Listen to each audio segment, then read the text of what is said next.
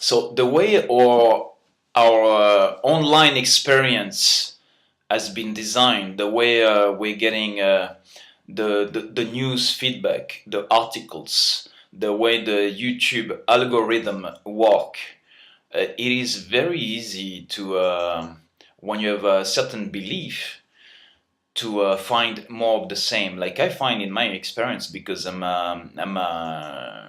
a big Donald Trump supporter, and I find just more of the same online, of course. And at some point you get to wonder, but what is even the controversy? It seems like everybody wants this guy as a president. I mean, so it seems like only the mainstream media is talking shit, and is trying to create a parallel narrative that is not necessarily reflecting the reality of what people feel and want. However, I went to some anti-Trump articles and videos, and well, if I am to post something that is pro-Trump, I get like a extremely negative feedback from people that were pro-Hillary, and this is where you realize that it is the opinions are extremely divided, and that no, not everybody wants Trump, even among the people. So so the mainstream media propaganda is a side issue, but they're not talking. These people, their fake news are not getting lost in some people's ears, because I hear more of the same being parroted, like word for word. It's like the person is not even thinking or not able to make a sentence on their own. And like a good kid in school, they learned it, and they type it again. So sometimes you can have the impression of actually dealing with the same character when it's many different profiles, but it's always the same sentences, same syntaxes, same vocabulary used, and it's a weird thing. It's like one of those how they call, those fish that move by thousands, and this is how I feel towards the Hillary supporters.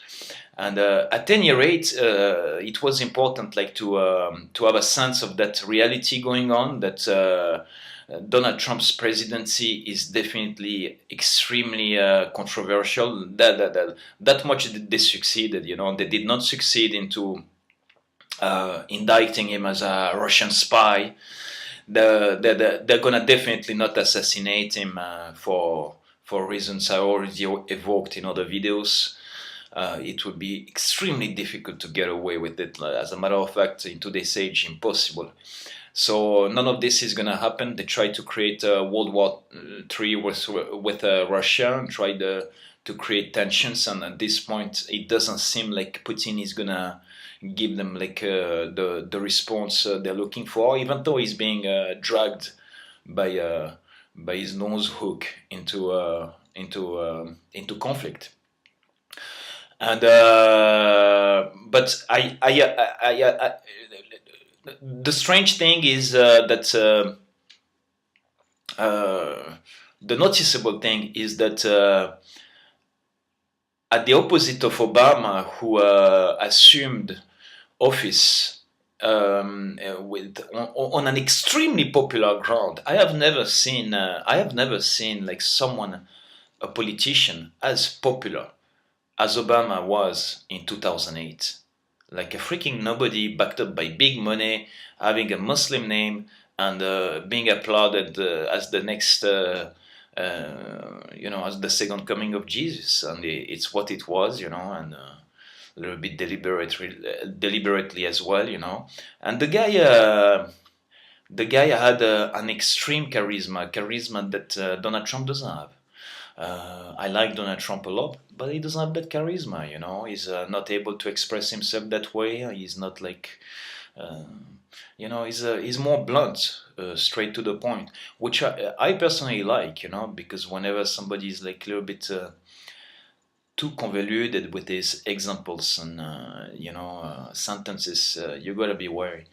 Um, and so Obama.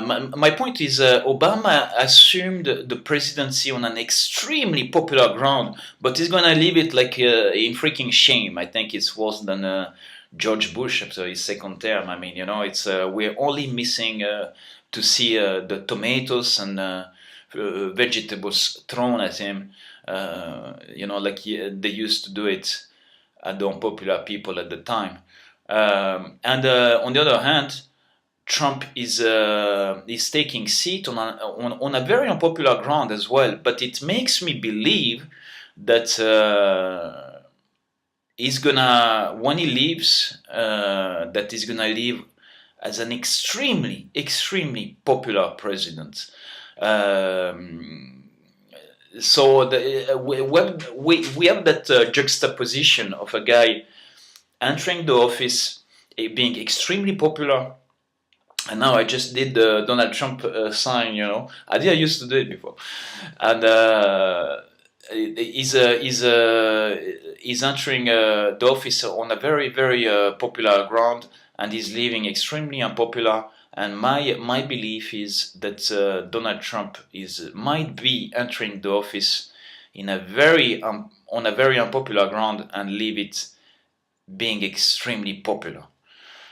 I mean, he's already like done so much. I can't even believe it. My biggest, of course, the economy is so important. It's at the end of the day, I think it's what matters the most to everybody because as long as you have you know electricity and your bills are paid and you can eat and shelter, everything is fine. It's like people don't have too much concerns about the rest, and don't want to. It takes work for mental work, for which we're not all tailored for, and but he's but I hope he's gonna achieve way beyond that. And I'm not talking about that wall. I mean, he's making it like his main concern, but you know, it's it's important, but let it not be. It's important to protect anyone's borders. Of course, I'm for sovereign countries, but I don't think it's the most important achievement he could get. To me, it would be really to indict those crooks. So if the drain the swamp motto is not being honored, what is where's the opposition to the system in a way, but I have faith that it will, and I believe 2017 is gonna really be the year where we're gonna see all of that. And what a pleasure it would be, wouldn't it? What a pleasure it would be to see Hillary Clinton being in some type of military type of tribunal like they used to do it in Nuremberg, and see her confronted with a lifetime of crimes. That would be wow. That's honestly, it's like the thing I'm looking forward the most this year. And so at this point, 2 days left before the inauguration, which I will be like so excited to watch. And it's so it seems like it's happening, and I know his first month are gonna be very rocky. So we can make a definitive assessment of Donald Trump after his first 6 months. Not the first 100 days. Come on, 6 months. I would say half a year. You can see what he's really about, and we're gonna see results because he seems to be such a proactive guy. And so I'm really looking forward, and that was my opinion, and I enjoy giving it because here in France, I am dealing with pro-Clinton people. They're all the freaking socialist scumbags, and so my convictions and my support do not resonate with a single friend. So I guess it's why I even started making some YouTube videos to connect with other people that that are more in alignment with my own thinking. So take care, but let's remain vigilant, because we might be on the Trump train, but at the end of the day, we are.